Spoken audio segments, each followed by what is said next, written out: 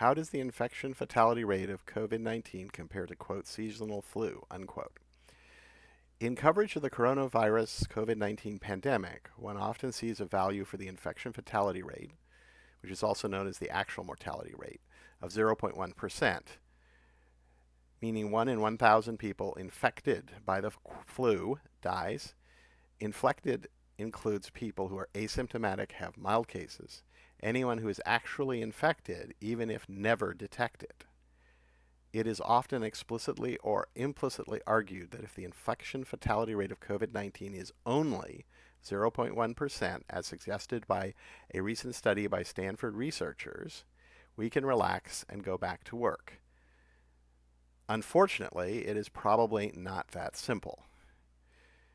And let me show you this new report. Now, this is preliminary. It is not peer-reviewed. It is from the most famous of these people are Aaron Ben-David, John Ioannidis, and Jay Bhattacharya, and these are the people that have given various video interviews. They're researchers from Stanford University and some other institutions, companies, etc. And it's called COVID-19 Antibody Seroprevalence in Santa Clara County, California. Very dry title. However, if correct, it's trying to measure a very significant factor, which is how deadly is the coronavirus. In other words, if you get infected, what's the likelihood that you're going to die or have serious problems? But they're focusing mostly on death. And so this is not in the abstract at the start of the paper, but this is in the discussion. And this is actually what they were trying to get at. And if you watch their video interviews, you'll see that that is the issue that they're concerned about. And so the kicker here is 100 deaths out of 48,000 to 81,000 infections correspond to an infection fatality rate of 0.12 to 0.2%. So what they did is they got 3,330 volunteers through Facebook from Santa Clara County and tested them for antibodies to the coronavirus. Now, if your immune system works fine and you don't get sick, or even if you get sick, if you recover, you will probably have antibodies to the coronavirus. And those are special proteins that can identify the virus attached to it and direct the immune system to wipe out the virus. That's actually only part of how the immune system is able to defend against viruses. So there are examples of people with no antibodies to various diseases or viruses who can't even produce the antibodies, who nonetheless are immune. It's very complicated, and I don't claim to know very much about it, although I have read about, well, let's say know something about it, but not a lot. I'm not an immunologist or a medical doctor in the field of these areas. So keep that in mind in what I say.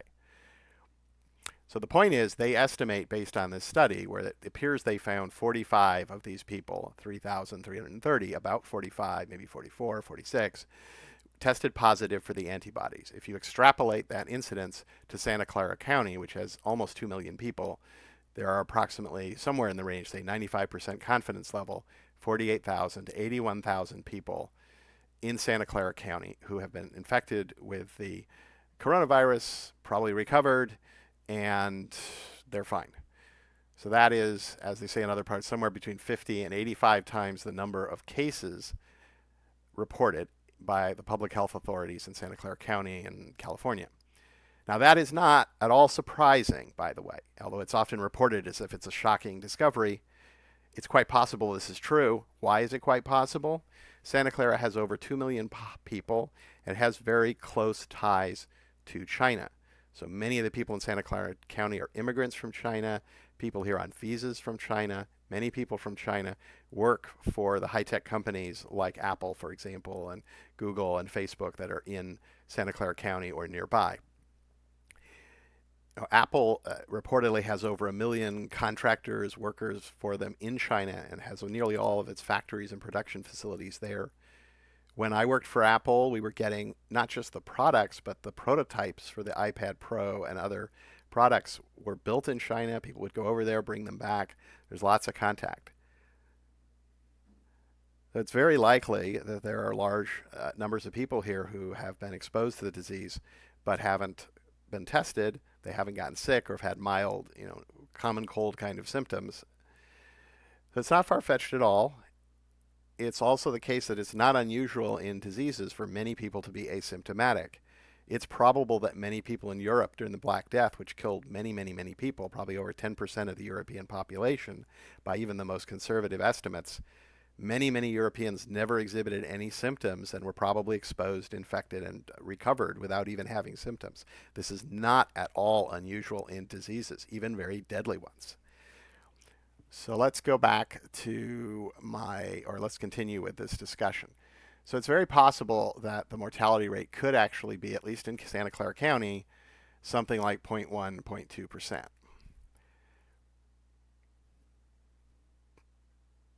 Now, why might that be? Well, we really don't know the infection fatality rate of the coronavirus. Okay, when the case fatality rates refer to people who've been tested, people who show up at a hospital emergency room dying and things like that. And so it's the case fatality rates look at the people that have been diagnosed with limited testing and so forth. They can be much higher than the 0.1%. The percentage of people that die from influenza, if you look just at people who came to the hospital emergency room, it would be much higher than whatever the number is for influenza, which I'm going to discuss.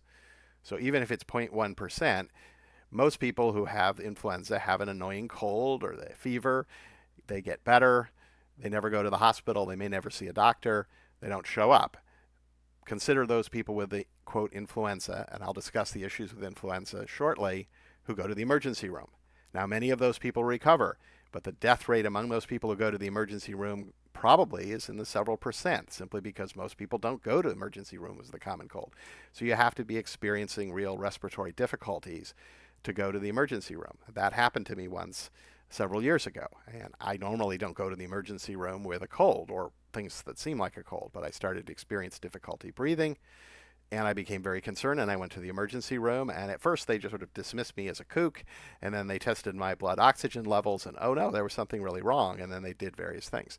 The point I'm making here is that when you look at people who are tested or people who go to the emergency room, those people are at a substantially higher risk of actually dying than the general population. So that sets the stage for why I'm concerned about this. Okay. But why is it not so simple? So let's go through some of these numbers, or estimates as it turns out, about influenza. According to the United States Centers for Disease Control, there are either about 55,000 deaths from influenza and pneumonia. This is from the 2017 leading causes of death, and you can click on this link and look at Table B on page 6, and you'll see that the 8th leading cause of death in 2017 was something called influenza and pneumonia, which supposedly killed about 55,000 people. There's also another number you can get out of the weekly pneumonia and influenza mortality surveillance from 2017. So you can look at this file here, for example, and if you add up the weekly deaths from pneumonia and influenza in 2017, you get about 188,000. As I discuss, it's likely, but I don't know, it's likely this 55,000 number in the leading causes of death is deaths that are attributed to influenza and pneumonias, which are supposedly caused by an influenza infection. So it's important to understand this refers to the influenza viruses and not the popular usage of the term flu. As I'll discuss further, the CDC uses a complex model to estimate the deaths, which it describes sometimes as flu associated. Apparently the term influenza and pneumonia may be used. And these are a subset of deaths reported on death certificates as due to pneumonia and very rarely influenza. So let's do some simple calculations. Remember, the issue that I'm getting at here is how concerned should we be if the coronavirus, the COVID-19 coronavirus, has an infection fatality rate of 0.1% or maybe 0.2%, which is in the ballpark of or the same as the estimated infection fatality rate from the CDC models. It is thought that the vast majority of adults get at least 2, maybe 3 symptomatic colds or, quote, flus in common usage every year. So the CDC website claims adults get 2 to 3 common colds per year and children more on their website. This matches common experience. These colds are caused by a wide variety of viruses and bacteria and sometimes even chemical toxins. These include the rhinovirus, various coronaviruses other than the novel SARS-CoV-2 coronavirus. Coronaviruses have been around for a long time, and many others, including a category of viruses known as influenza or influenza viruses. So this is important. Historically, influenza actually referred to anything like the common cold, and flu and influenza are often used that way by the general public, even by highly educated people. However, most of the time when the CDC, we say most of the time when the CDC is referring to influenza or influenza viruses or flu, they are referring to or appear to refer to the particular category of viruses called influenza viruses.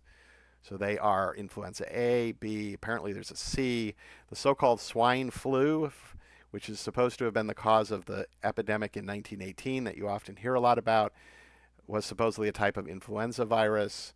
It's a complicated story, but these are a particular subcategory of viruses, different from things like rhinovirus or coronaviruses. With a total U.S. population of about 330 million, we can estimate at least 660 million individual cases and separate infections of these cold or flu organisms, either viruses or bacteria, each year. So I say separate because you typically get 2 or 3 colds at different times of the year, and they're separate infections. This gives a naive, effective infection fatality rate averaged over the population and different diseases of, if we use the 188,000 number, we get 0.028%. If we use the 55,000 number divided by 660 million, we get 0.008%. This is, of course, much less than 0.1%, 1 in 1,000.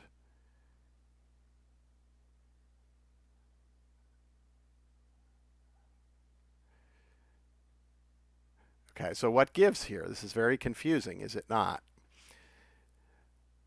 Well, in common English usage, the terms cold and flu are often used interchangeably.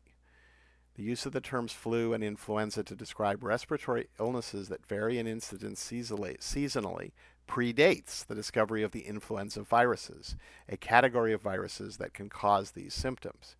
Influenza is Italian from the Latin influentia for influence, referring to the baleful influence of the stars that the ancients blamed for the disease.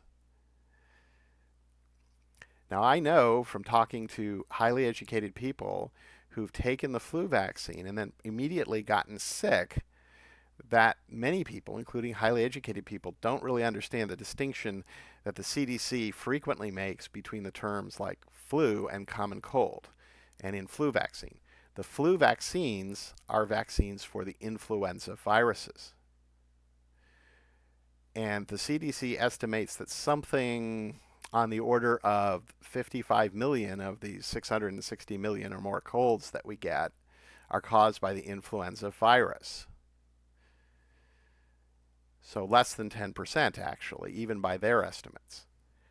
The flu vaccine, at best, would protect you only from the flu, meaning the influenza viruses, not things like the rhinovirus or coronaviruses. None of those. So let's move forward.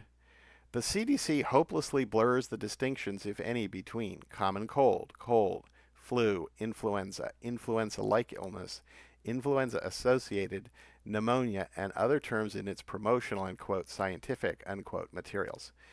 Their website is extremely confusing about this, and many other statements that they make, their public relations people make, and their scientists make are very confusing. It's difficult to believe it's not intentional. But whether it's intentional or not, it's extremely confusing and contradictory. Influenza, as in influenza viruses, is rarely listed as a cause of death on death certificates. The weekly, quote, pneumonia and influenza death numbers from the National Center for Health Statistics, NCHS, only list about 8,000 deaths from influenza in 2017. The CDC cites several reasons for claiming there is massive underdiagnosis and underreporting of influenza, the virus, deaths, dating back to at least 2005 and persisting despite the CDC's extensive educational efforts. So doctors, coroners, pathologists, apparently continue to rarely diagnose influenza in the field and don't report it as the cause of death. Instead, they usually report pneumonia. The CDC uses a mysterious model, and this link you can take to their description of what they're doing, see for yourself what they do, to estimate about 55,000 annual deaths from influenza, the virus. That's actually what this number is. And this number varies from different sources. I've seen as high as 80,000 estimated deaths from influenza. Again, this is the virus. It's not the common cold. It's not most of the things that we get that cause, sneezing and fevers and all sorts of stuff. Presumably, the number of deaths from, quote, influenza and pneumonia, the leading causes of death, is this number or something closely related. But this is not clear. Incidentally, in this age of the internet and pervasive computing, the CDC could publish the actual source code for their model in a free open source language such as Python on their website for all to see and review. So far, I've not been able to find anything like that. There are a few articles which you can download if you will go through the references for their model. So this is a graphic for the model. And what appears to be kind of the critical you might wonder about is this correct for underdetection. This is huge. This is an enormous increase over what is apparently reported by doctors, pathologists, coroners on death certificates. Part of this model is an estimate of how many colds are caused by an influenza virus. Presumably this number is about 55 million to get the widely quoted 0.1%, 1 in 1,000 infection fatality rates for influenza. And this is a web page about it, and they have this graphic, and you see they estimate somewhere between, well, it's not clear what they're doing here, but presumably they're estimating somewhere between 9,300,000 illnesses, not necessarily reported, like it's just normal people getting the influenza virus, to as high as 45 million, although again, other numbers suggest the number coming out of the model might be 55 million. So the 0.1%, 1 in 1,000, comes out of this model in some way. And this model makes an enormous correction to reported causes of death. The CDC estimates about 55 million of the annual over 660 million cold cases in the United States is caused by, quote, influenza disease or influenza or flu, presumably meaning cases caused by the influenza viruses. This is probably less than 10% of all colds and what many people would simply call flus. But they are referring specifically to colds or whatever caused by the influenza viruses, which may be actually quite rare if you look at the death certificates or the raw data. The CDC also estimates about 55,000 deaths from influenza viruses. This presumably is the source of the about 1%, it's usually like 0.1% or something like that, number widely quoted in the media. So here's my point about this and these types of estimates that are now being made of the infection fatality rate using antibody tests. Everyone should understand that a 0.1%, 1 in 1,000 infection fatality rate is much higher than the effective infection fatality rate of all the diseases that cause deaths attributed to pneumonia and influenza, and that also typically cause to common colds or flus, common usage of flus. So this is many things other than influenza viruses in healthy adults each year. So it's good to think about that. So if you consider all the things that we get, the probability that people will die from those things, rhinoviruses, other coronaviruses, weird bacteria, all sorts of causes, it's actually very low. It's more like 0.02%, not 0.1%. The 0.1% comes from a model estimating how many people get influenza virus diseases and how many die from it, which pops out something in the range of 1 in 1,000 will die. Even accepting the CDC's estimates of the prevalence of illness due to influenza viruses, the virus, less than 10% of all common colds, if the coronavirus COVID-19 spreads more easily than influenza viruses, it may be able to kill more people than the influenza viruses with the same infection fatality rates, 1 in 1,000, 0.1%. It's not just how deadly is the disease if you get it, but how easily does it spread from person to person? And under what conditions does it spread from person to person? And what are the rates for those different conditions? So we also need to know how the SARS-CoV-2 coronavirus, that's the fancy name for the pandemic virus, spreads and how quickly. So an important question is what's called aerosol transmission, where when you breathe, just normally, some of the particles, the saliva droplets that come out of your mouth may be, probably are, very, very small. They're smaller than bacteria. And they can carry the virus. And they don't fall under gravity. They float in the air. They're blown around by the wind, the air, just like extremely tiny dust particles can hang in the air indefinitely or very close to indefinitely at times. So we don't really know how much people and under what conditions. So an asymptomatic carrier probably isn't sneezing. They probably aren't producing big, huge droplets which fall to the ground. Instead, they may just be breathing in and out and giving out some amount of these smaller particles. None of that, I think, is known. And the virus could contain proteins in its structure that alter the droplets, alter the way we breathe in some subtle way, and therefore how much of the aerosol production takes place. This is all way beyond my area of expertise, but from physics, I know it's very likely that you will get these tiny particles. There probably are some that come out when you breathe. You may even get the raw virus comes out sometimes. Who knows? If everyone in the United States were infected with the COVID-19 coronavirus, a 0.1% infection fatality rate, 1 in 1,000, would probably mean somewhat less than 330,000 additional deaths on top of the roughly 188,000 deaths from pneumonia and influenza. Or is it 55,000 from influenza and pneumonia? There would be some overlap between COVID-19 coronavirus deaths and deaths of susceptible, mostly elderly persons that would have happened anyway due to conventional non-COVID diseases, including the influenza viruses. There's a remarkable lack of key measurements in the current coronavirus COVID-19 pandemic. These include the actual mortality rate, also known as the infection fatality rate, broken down by age, sex, race, pre-existing medical conditions, ambient temperature, sunlight levels, pollution levels, and other risk factors. So there's evidence that high pollution makes diseases, respiratory diseases, worse and causes more fatalities. Wuhan, for example, had very, very high levels of pollution before the shutdown. There were huge protests last year over the pollution level in Wuhan, according to media reports in the Los Angeles Times. So China has very high levels of pollution, which many studies indicate makes the mortality rates higher. The false positive and false negative rates of the tests for the disease, both the tests for an active infection, such as the so-called RT-PCR test, that's reverse transcriptase. Actually, I forget what PCR stands for. But anyway, RT-PCR tests and tests for past infections, such as the antibody test. PCR is polymerase chain reaction. So RT-PCR is reverse transcriptase polymerase chain reaction. So it's a complicated molecular biology technique which can have false positive, false negative rates, can go wrong, it can do funny things.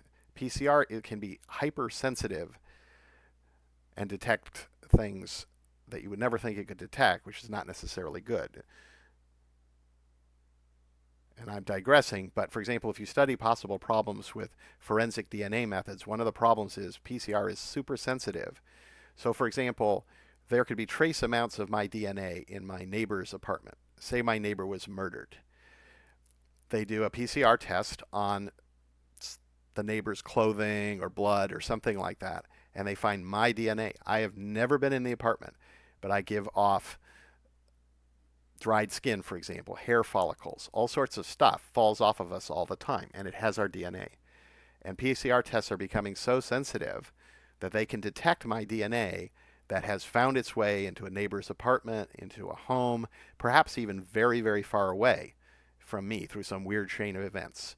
the Amazon delivery person who delivers something to me at my door. I interact with them and some of my skin or hair or something gets on that person. He goes somewhere, he's murdered. My DNA is there. It's not an abstract thing. It has happened. There are a number of known cases where something like that happened, where tiny amounts of DNA from one place ended up in a completely different place and created a false arrest and even convictions, I believe. Okay, so let's get back to the problems here. The methods and rates of transmission for the disease, which we mean COVID-19 disease, and actually we mean the virus that causes it. And as I discussed, aerosol transmission probably occurs at least at a low level, and it's virtually unstoppable unless you live in a spacesuit, a NASA type spacesuit. The air will spread through them. You're in your apartment, you're sheltering in place. The organisms will be floating around in these tiny droplets in the hallways, in the lobby of your apartment building, in the Safeway you go to get your food while you're sheltering in place. Unless there's not negligible, no aerosol transmission, which is actually very unlikely. So it's very likely the disease will spread no matter what you do. Maybe slower, which is probably good, but the aerosol transmission, we need to know how frequently that happens with this particular disease. And again, the virus could contain some protein or something like that in it that actually elevates the aerosol transmission. It's a good way for the virus to survive.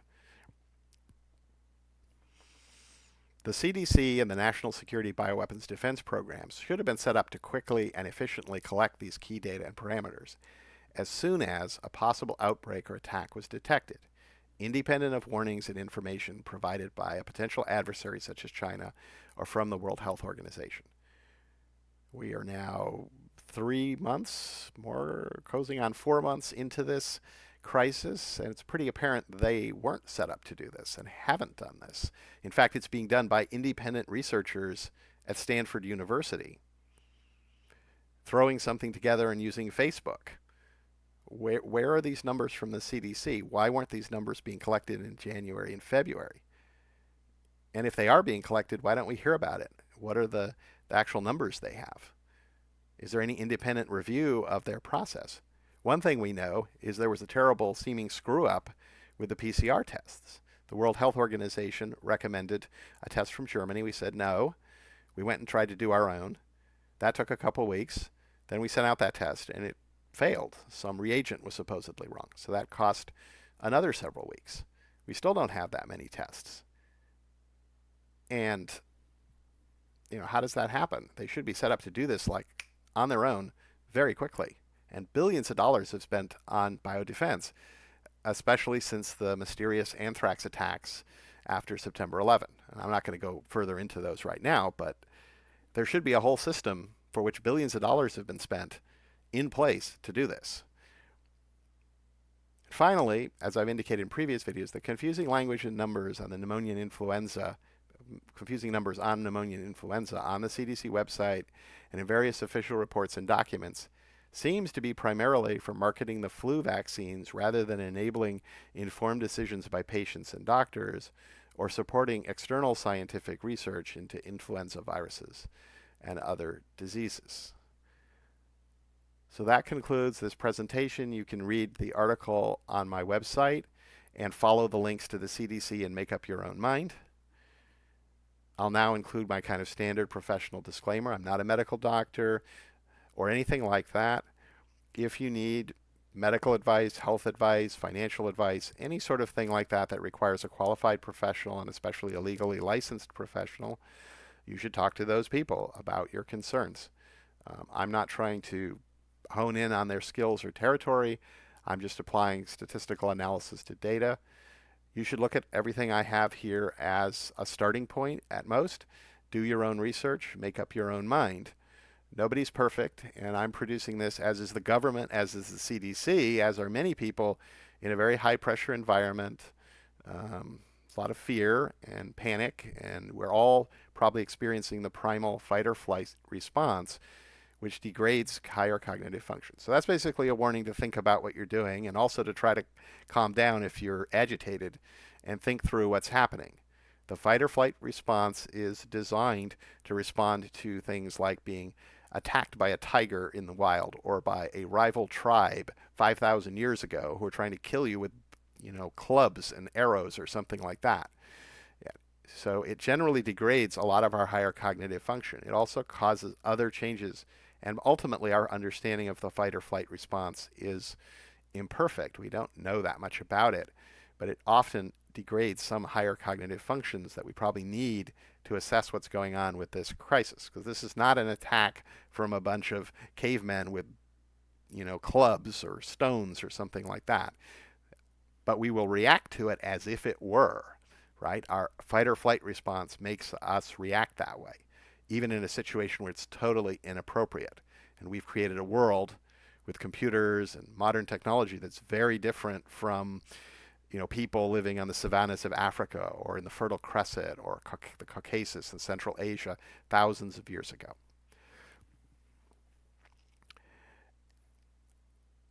And finally, as I indicated, we need to collect actual numbers like the ones I described, such as the infection fatality rate. To do that carefully, independently, with multiple teams, verifying each other's work, so we can actually make sensible decisions based on data and knowledge and not fear and not the fight or flight response, which is, in my estimation, probably almost everyone is experiencing, possibly the level many people have never experienced. So maybe if you're a soldier or something like that, you would experience it at this level, but most of us don't have that experience.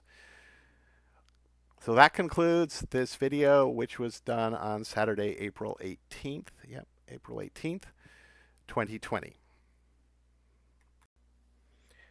This concludes this video presentation.